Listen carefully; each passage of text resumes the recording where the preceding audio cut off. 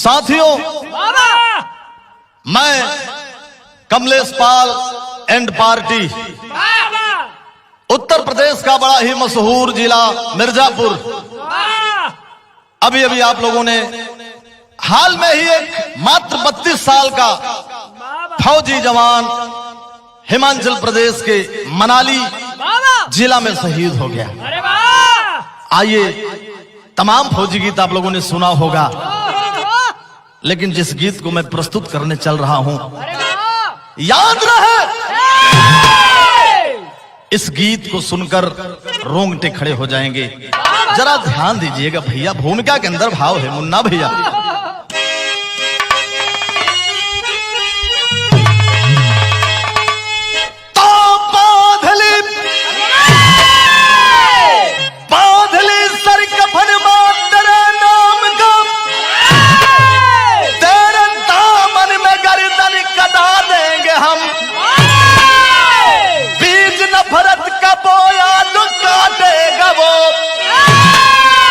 उसकी हस्ती जहां से मिटा देंगे हम।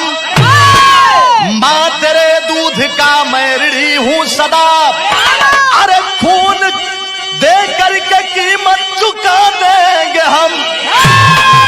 गोला बारूद तूफान बवंडर चले, आसमां को जमीन पर झुका देंगे हम।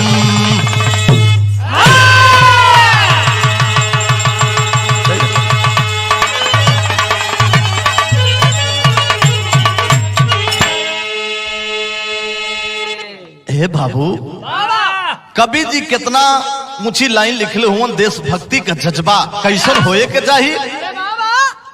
गोला बारूद तूफान बवंडर चले, आसमां को जमीन पर झुका देंगे हम।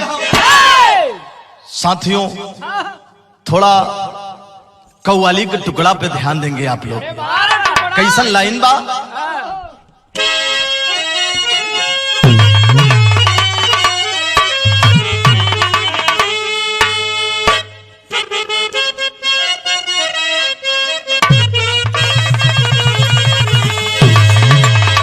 किसी कव्वाल ने एक अच्छी संदेश समाज को दिया है। बढ़िया चीज को हम समाज में परोसना खूब अच्छी तरह से जानते हैं। कैसे बाबू?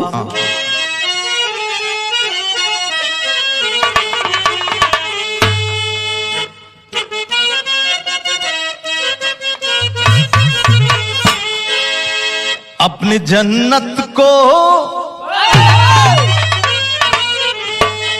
किसी कव्वाल ने समाज को संदेश दिया है क्या? अपने जन्नत को खुदा के लिए दो जग न बना, अपने जन्नत को खुदा के लिए दो जग न बना।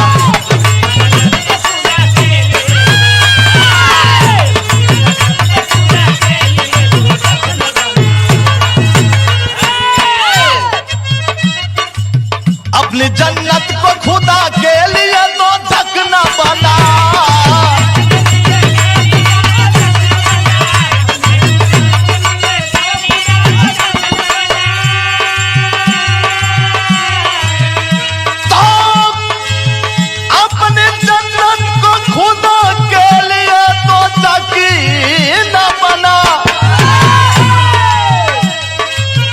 क्यों जनाब?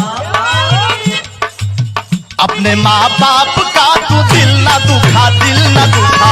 अपने माँ बाप का तू दिल ना दुखा, दिल ना दुखा।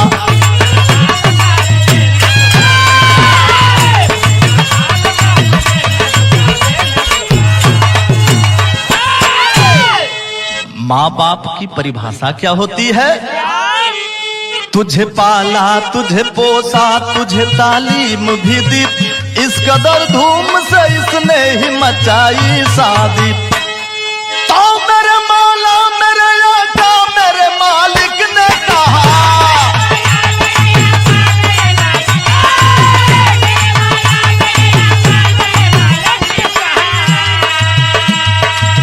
मेरे मौला, मेरे आका, मेरे मालिक ने कहा।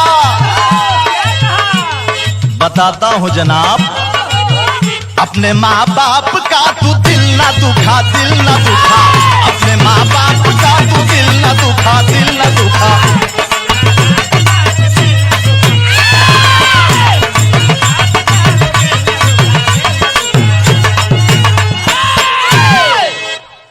भाव कितना बढ़िया बा।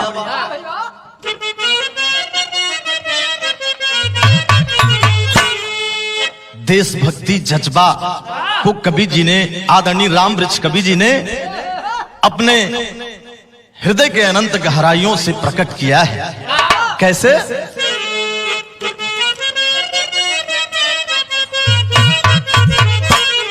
वतन के आन पर, वतन के आन पर यारो यहाँ खंजर न चली। वतन के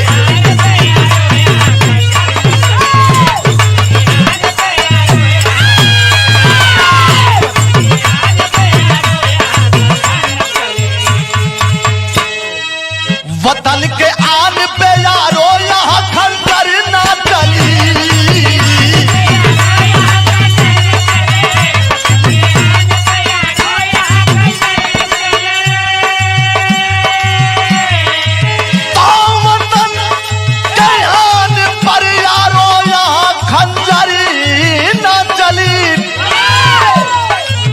गिदड़ के जिंदगी से बेहतर यहाँ मौत भली। गिदड़ की जिंदगी से बेहतर यहाँ मौत भली।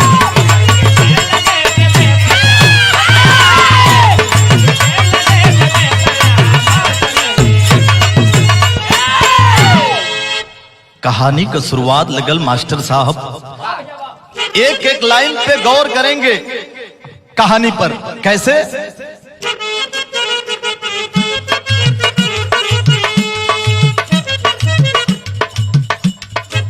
जिला प्रतापगढ़ के गांव पूरे भैया की, किसान मूलचंद पाल के कठिन समैया की। सहारा जीविका का बस वही एक माटी थी। काम में हाथ धर्म पत्नी भी बटाती थी। गरीबी थी चरम पर ना दूसर सहारा था। देवसी और लाचारी का न कोई चारा था। रहे रितेश और रुपेश दो ललनवा हो। रहे रितेश और रुपेश दो ललनवा हो। समय के चक्र से गुलजार भाई अंगनवा हो।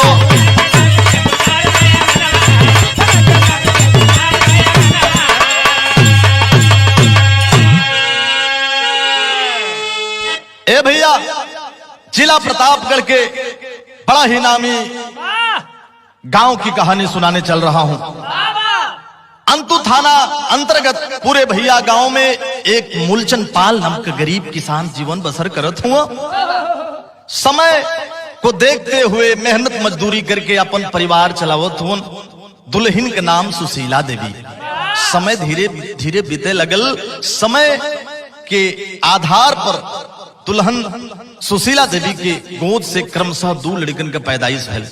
बड़का बेटवा का नाम रितेश और छोटा बेटा का नाम रुपेश। सब कुछ तो बढ़िया बा भैया। परिवार में खुशहाली आ गई कि चला भैया गरीबी में 2 लड़का परिवार के संचालन करे बदे आ गल हुआ। लेकिन गरीबी के चलते सब कुछ संभव ना बा। गरीबी का परिभाषा कवि जी लिखलन एक लाइन तर्ज लगल मुन्ना। बड़ा रंगीन गीत हो।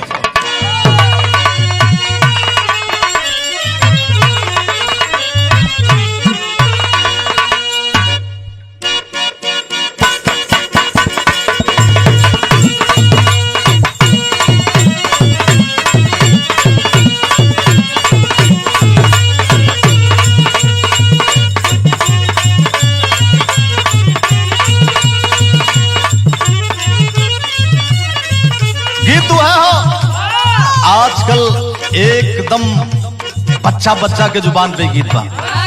अच्छा ये बते बा, ये गीत में अश्लीलता नहीं बा।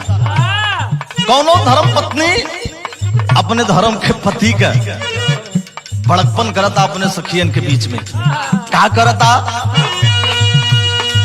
झारस जब पाल सैया जी, लागस कहमाल सैया जी।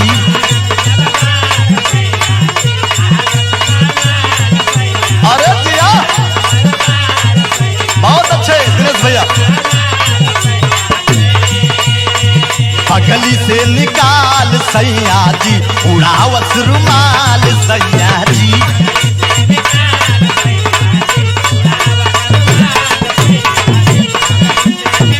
अरे जय हो।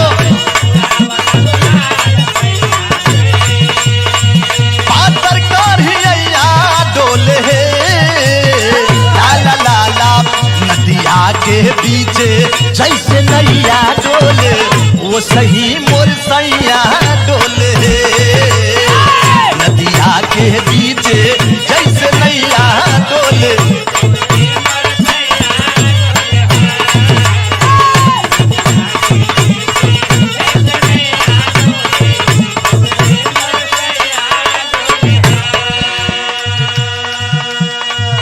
ए बाबू, पूरे भैया पूरे माधव सिंह गढ़वारा थाना अंतर्गत का कहानी बा, लेकिन गरीबी के चलते मूलचंद पाल कर जीवन बसर बहुत बढ़िया तरीके से ना हो सकता पंचो। ए लिए कवि जी गरीबी पर भाव देलन, का देलन?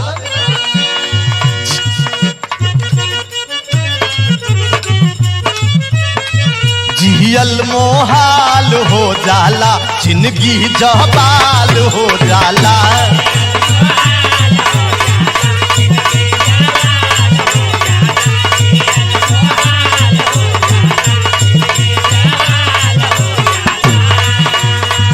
मन में मालाल हो जाला, आंसर बिन सवाल हो जाला।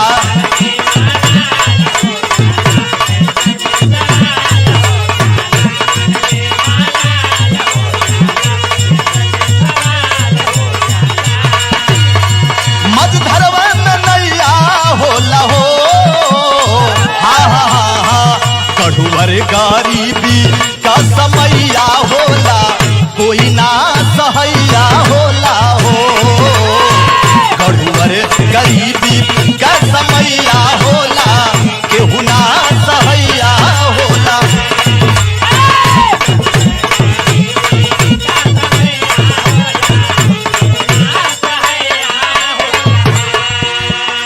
कवि जी लिखलन, जब गरीबी आवेला तो अपन खास लोग साथ छोड़ देवल। यही से कवि जी लिखलन कि गढ़ुअर गरीबी का समैया होला, केहू ना सहैया होला हो। लेकिन वो गरीबी में बाबूजी मेहनत मजदूरी खेती किसानी कह के दोनों बेटवन के पढ़ावे लगलन। कैसे?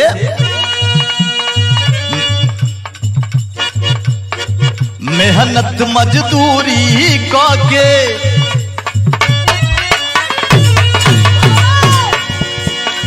मेहनत मजदूरी करके जियावे खियावे बाबू।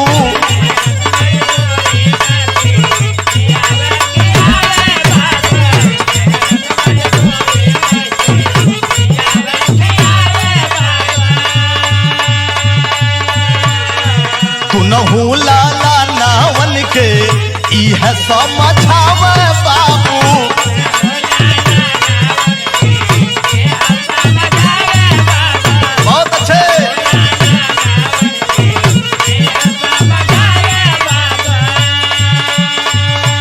बाबू का समझावा?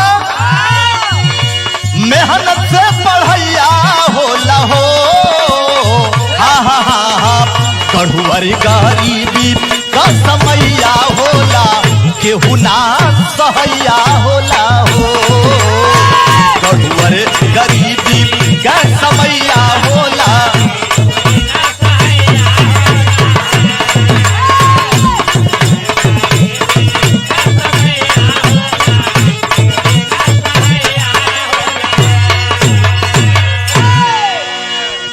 बाबू समझावे।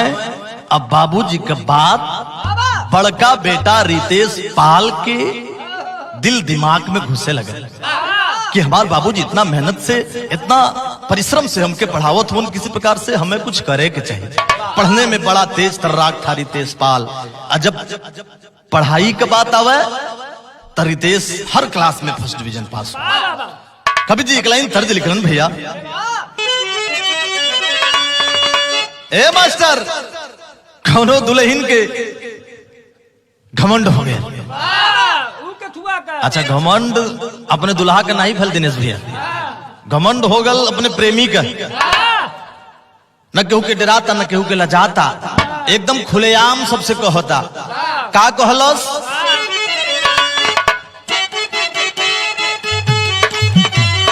ओहो ससुर का लाज मन भसुर का डहर बा,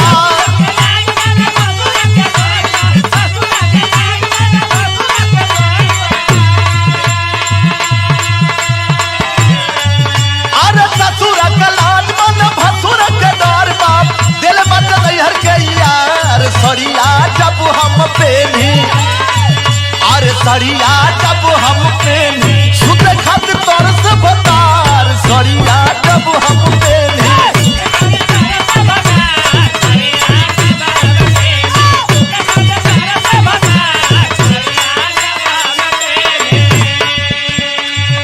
लेकिन भाव कितना बढ़िया हो। रितेश पाल के विषय में कवि जी लिखलन, बड़ा होनहार लड़का बा,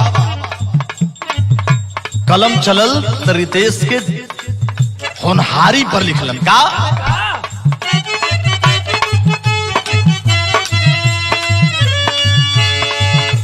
बेटा रितेश पाल बड़ा होनहार बा,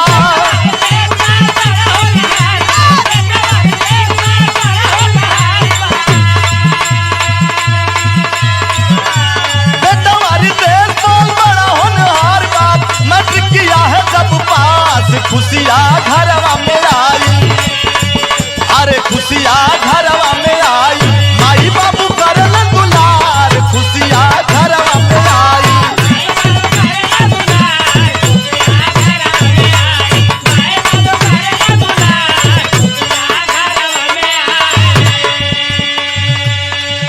माई बाबू बड़ा प्यार दुलार करत हुआ, लड़का का रिजल्ट हर वर्ष बढ़िया अंक से पास हो तो लोग ध्यान दिला। जब लड़का पढ़ा लिखा वाले रहलन तो गार्जियन भी ध्यान दिलन। हाई स्कूल पास कर दिया मास्टर, सुना तल्ले हल घरवा से परमिशन, भइल इंटर में एडमिशन,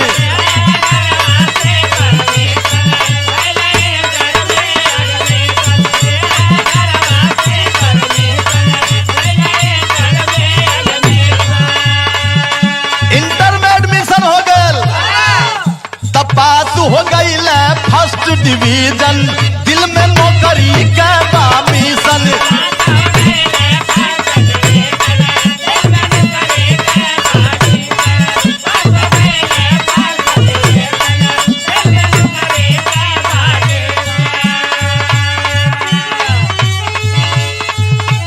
आगे का पढ़ाई का भइल बा भिखारिया,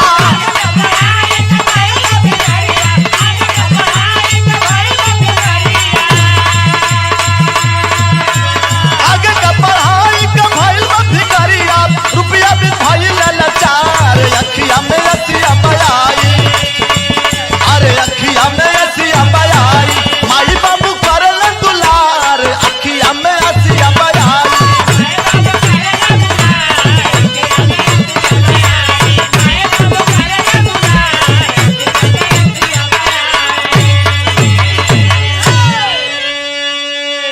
इंटर में एडमिशन भेल, इंटर में भी फर्स्ट क्लास पास हुआ।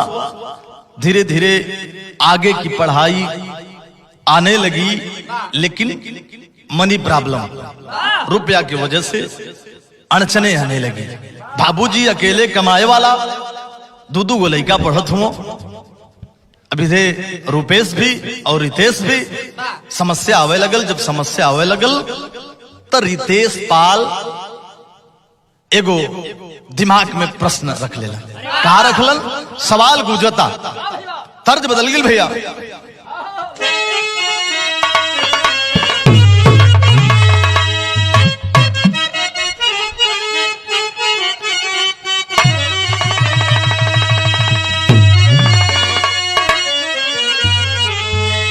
गीत बड़ा मजेदार लग गई शंकर भैया, करेजा से गावे वाली गीत। कैसे भैया?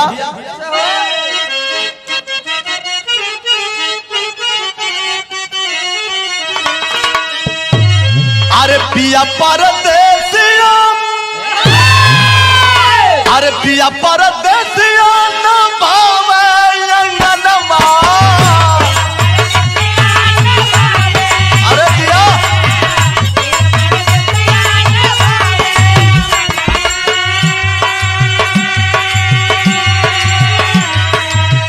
पिया परदेसिया न भावे अंगनमा।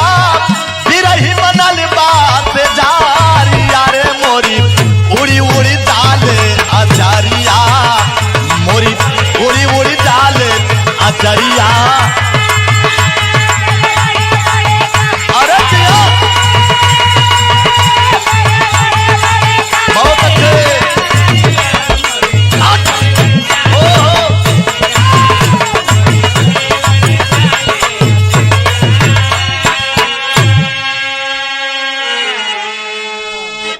बाबू रितेश पाल का एडमिशन तो बीए में हो गया किसी प्रकार से, लेकिन एडमिशन करा के कैलन का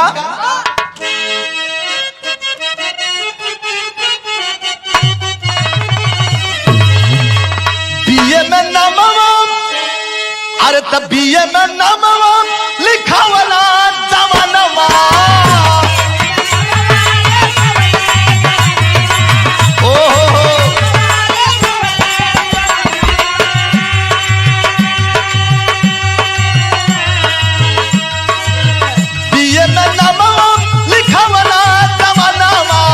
राजस्थान कैले बयानवा हो बाटे फौजी बने के सपनवा, बाटे फौजी।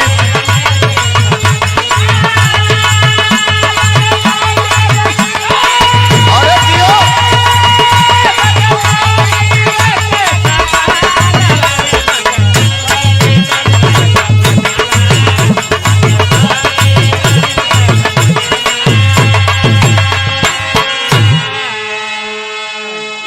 बीए में एडमिशन करवलन।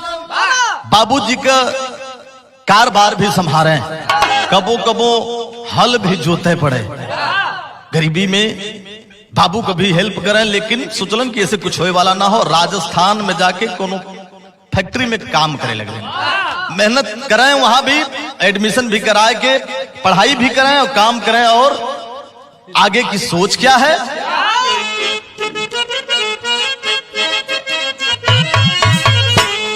प्राइवेट नौकरी से रुपया कमा के, अरे फिसिया भरेलन कॉलेजवा में जाके।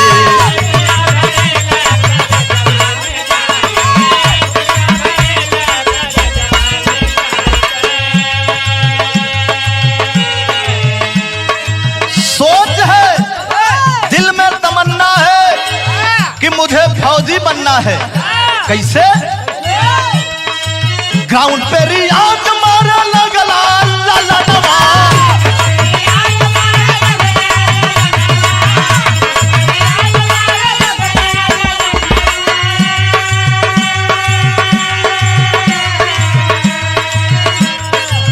ग्राउंड पे रियाज मारे लगला ललनवा। दौड़ल सधिया बिहानवा हो बाटे फौजी बने के सपनवा।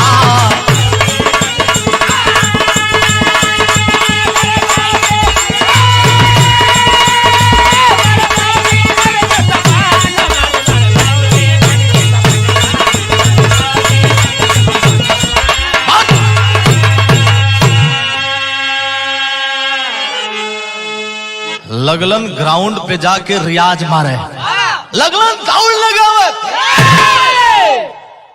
पढ़ाई भी करत हुआ, मेहनत मजदूरी भी करत हुआ, नौकरी भी करत हुआ प्राइवेट। दिल में तमन्ना है कि मुझे फौज में भर्ती होना है। साथियों, धीरे धीरे धीरे समय बदलल, और जब समय बदलल तो आज वो समय आ गए। कौन समय आयल? गीत बदल गए बाबू।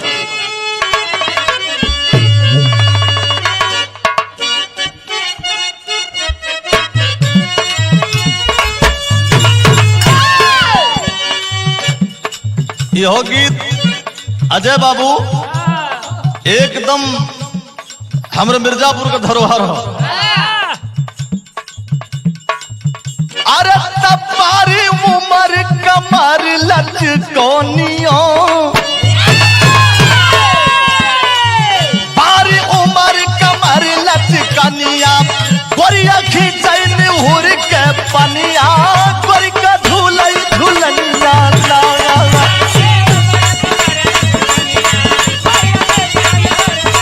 अरे बाप!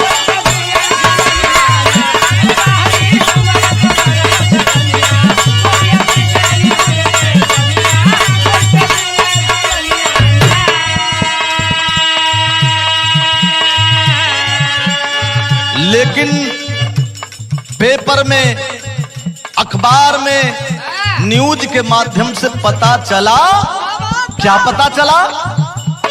भर्ती प्रतापगढ़ में हुई है, भर्ती प्रतापगढ़ में हुई है, भाई ऐलानवा हो जवानवा, चलला लेके सपनवाना।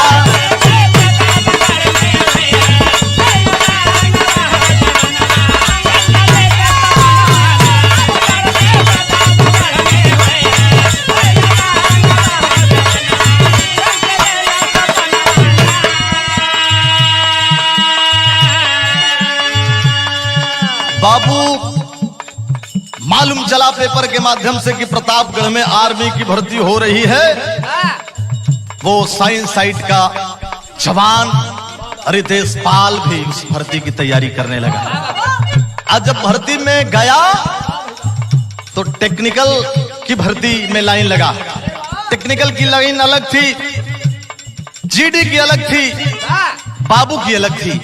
टेक्निकल वाले में लगा, हाइट नापा गया, उसका हाइट में पास हो गया, चेस्ट में पास हो गया, दौड़ लगाया, दौड़ में भी पास हो गया। कैसे भैया?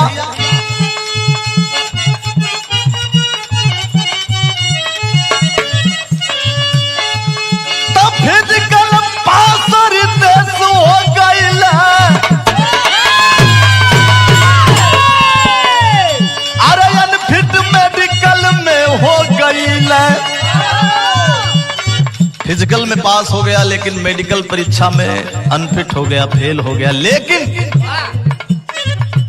हिम्मत मर्द मर्दते खुदा, हिम्मत नहीं हारा जवान, फिर भी हार न मनल हिंद का, फिर भी हार न मनल हिंद का, से लला नवा हो जवानवा, चलल लेके सपनवाना।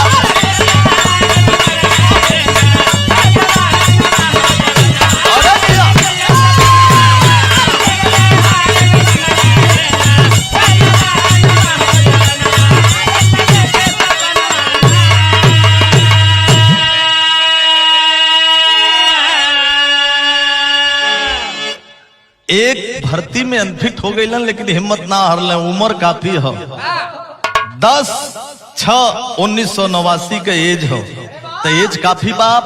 साथी दोस्त लोग, उनकर गुरु लोग कहलन कि बेटा हिम्मत मत हारिए। समय बदलता गया, एक दिन वो भी समय आया। कौन समय मुन्ना? वही भाव में 2010 में फिर से आर्मी की वैकेंसी आती है। और जब वैकेंसी आई फैजाबाद से, तो फिर से रितेश पाल लाइन लगा लेलन, तैयारी कर लेलन। कैसे?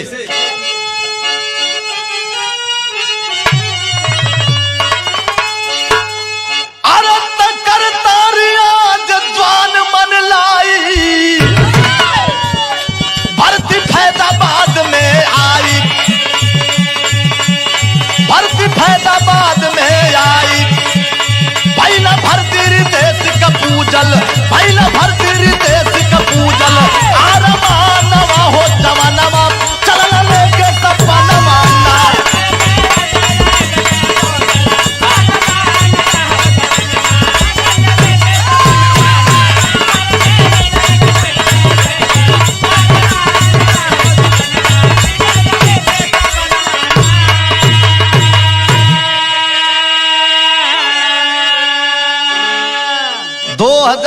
में पुनः मेहनत किया, फिजिकल पास हो गया, मेडिकल भी पास हो गया, रिटेन भी पास हो गया, लेकिन परीक्षा भी पास हो गया। और ट्रेनिंग लेटर लेके आयल घरे। घरे आयल, माई के प्रणाम कैलस की माई तोहार बेटा रितेश फौज में भर्ती हो गए। बाबूजी शाम के इलन भूखल प्यासल, जब बेटवा का खबर सुनलन कि हमार बेटा रितेश फौज में भर्ती हो गया, साथियों जैसे भूखिया पियसिया मिठा गई। खुशी से बाबू मूलचंद अपने बेटवा के गले लगाए लेलन, शाबाशी देत हुआ, पीठ थपथपावत हुआ। लेकिन जवान का जज्बा काबा, तेरी के अंदर भाव लगल भैया।